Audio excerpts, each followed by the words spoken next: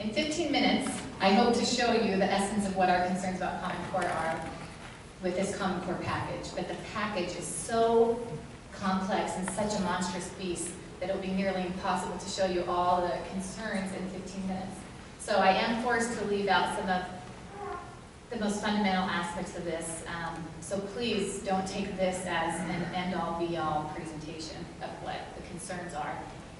Secretary Duncan acknowledged that traditionally the federal government has had a limited role in education policy, but the Obama administration has sought to fundamentally shift that role. Shift the federal role. Proponents of Common Core often find themselves perplexed by the information being disseminated by the opponents of Common Core. That's because we're continually having different conversations. The proponents speak only of the standards themselves, and the opponents are speaking of a much larger reform package.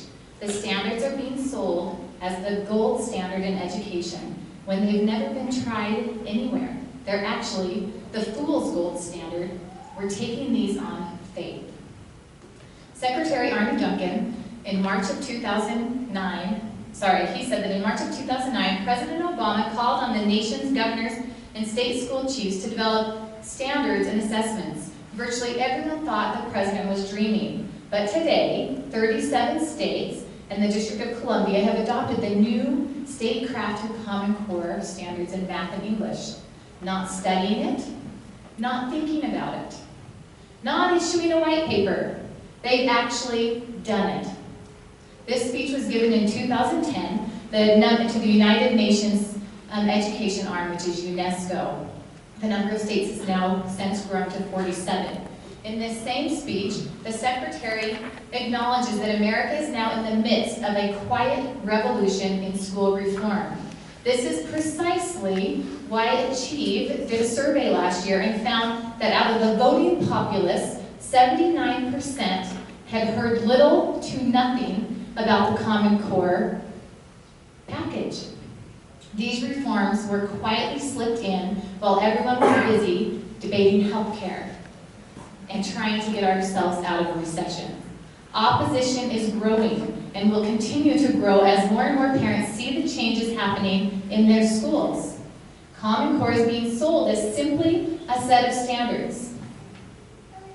But I'm here to tell you that there was indeed a quiet revolution taking place, and the standards were just one piece of a much larger education reform package that the current administration touts as its cradle-to-career reform agenda.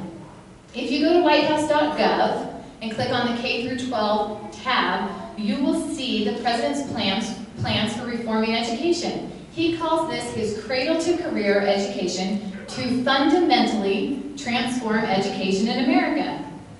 The standards and associated assessments are just the tip of the iceberg.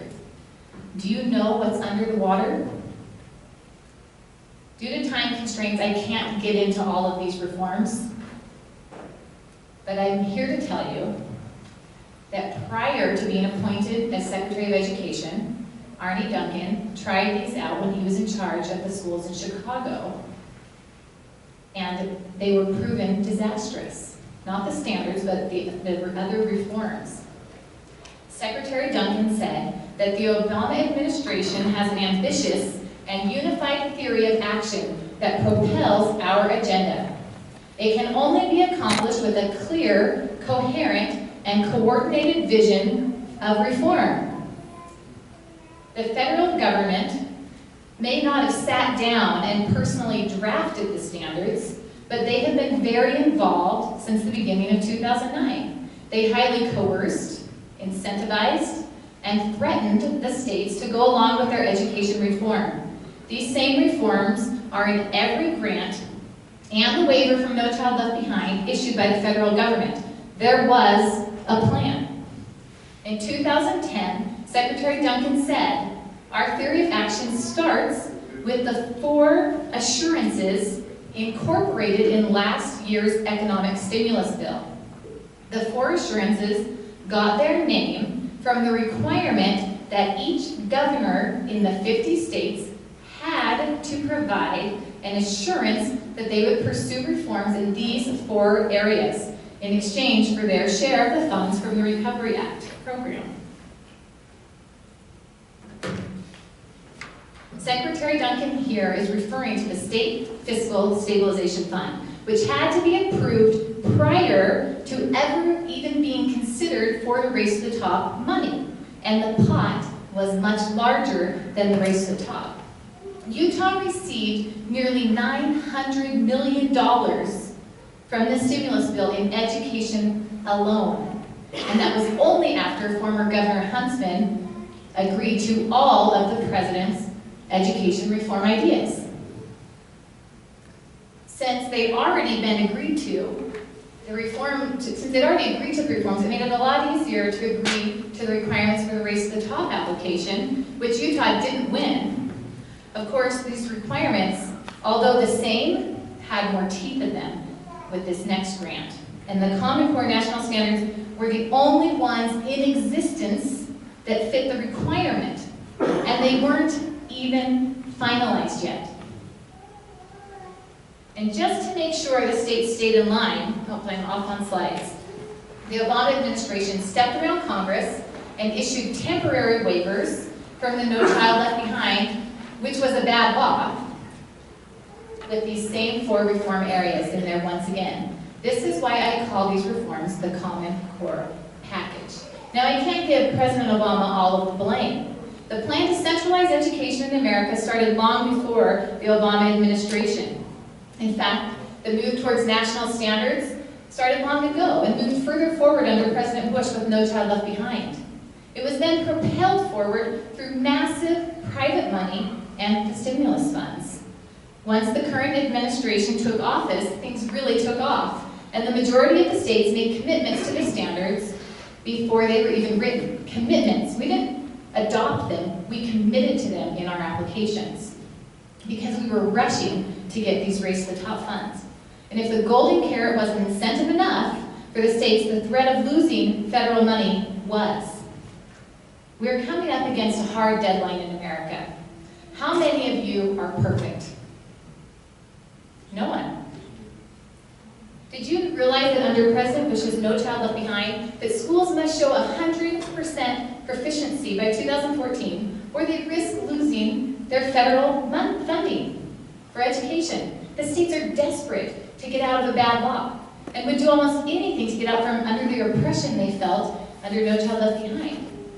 But what most don't realize is the oppression under this new package will dwarf what was felt under No Child Left Behind. When you put all the pieces of the education reform puzzle together, we lose control of education at a local level. The data collected by testing standards and tied to teachers' performance acts as an enforcer to make sure the agenda moves forward. So you may be thinking, what's the problem with these are minimum standards. These are Utah standards and we can do with them what we want, right? The Utah State Office of Education holds up a letter from Secretary Duncan as evidence that Utah has full control over Utah's core. That is partially right, unless you're under contract with the federal government's mandates, which we are under No Child Left Behind and our approved State Fiscal Stabilization Fund.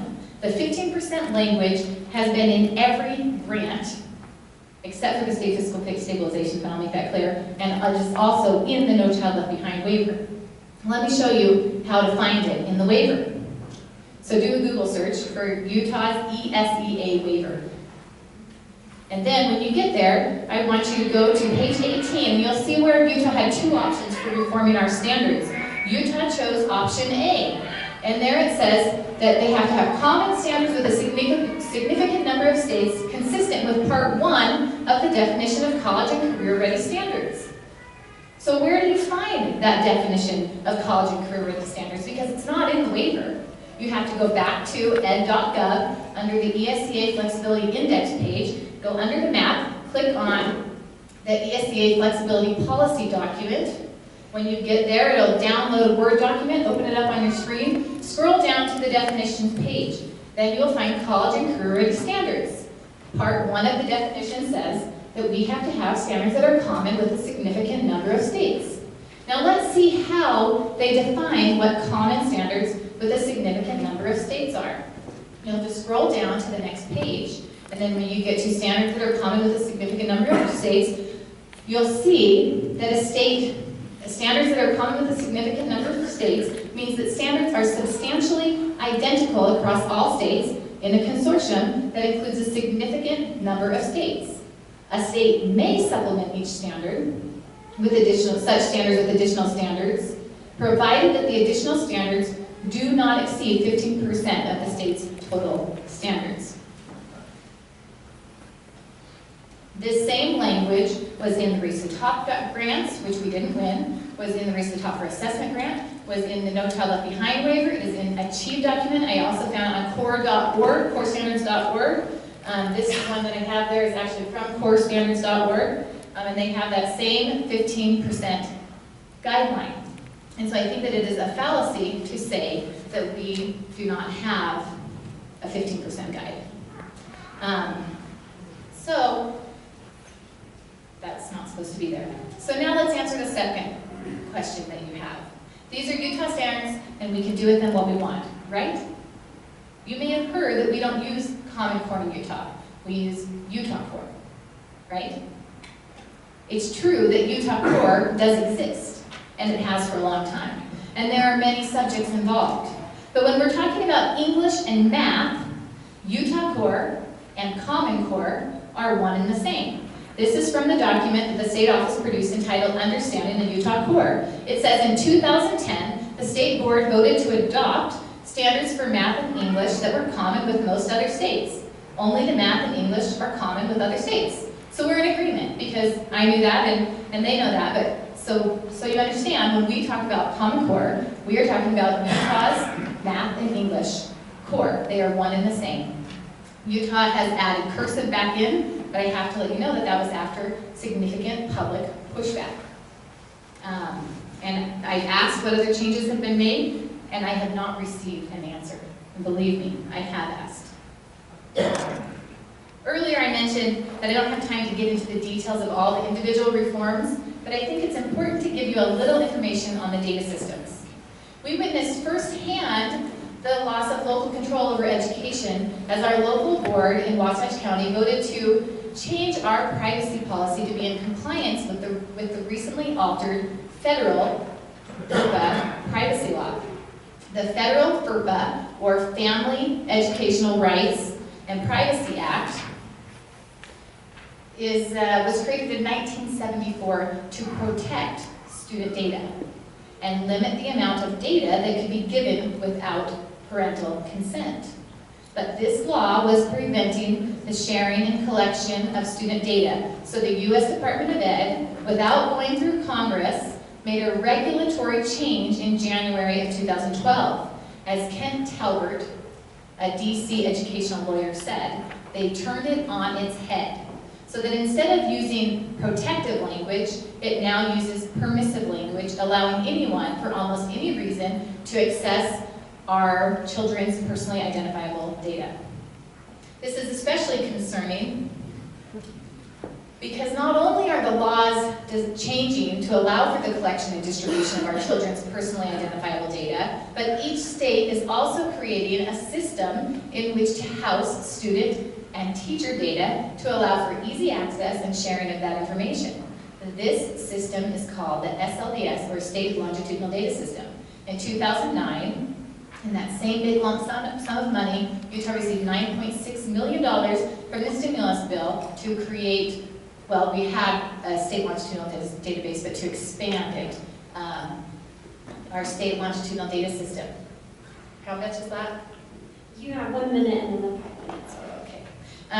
Okay, so I am not going to be able to get to that, but I want you to remember that the standards and assessments are just one piece of a much larger education reform package. I want to go ahead and skip really quick. In America, the schools and teachers are under a constant barrage of criticism, and citizens are under the impression that if we don't become like Europe or Asia, we're doomed to utter failure. It is possible, or is it possible, that we're creating a crisis Statistics and data can be skewed to fit any agenda, and reformers are constantly coming up with the next best thing, such as Common Core, that will solve all our educational problems.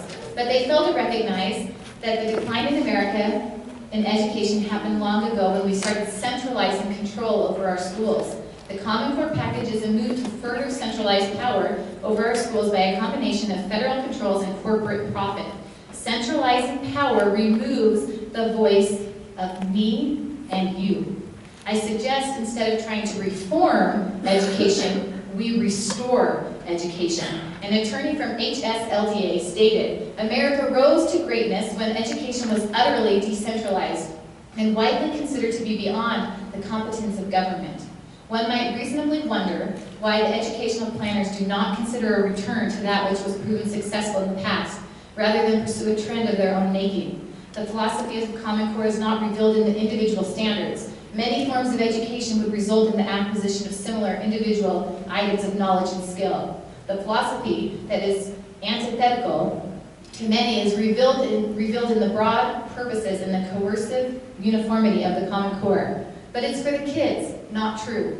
A monopoly is being built, and this monopoly not only brings in big money, but it's a monopoly of thought, where Common Core is deemed as the savior of the education system in America, but really the results of these massive reforms are more control, and ultimately what they will destroy America if we don't stand up and do something about it. These reforms are creating a single pathway to higher ed. It isn't good enough to simply pull our kids out of school. We must fight this. Sorry, I have one more little thing. If we let this stand, we effectively alter the way government is run in America. Working around the representative form of government, will become the new norm, which effectively wipes out the voice of we the people. We cannot let this stand.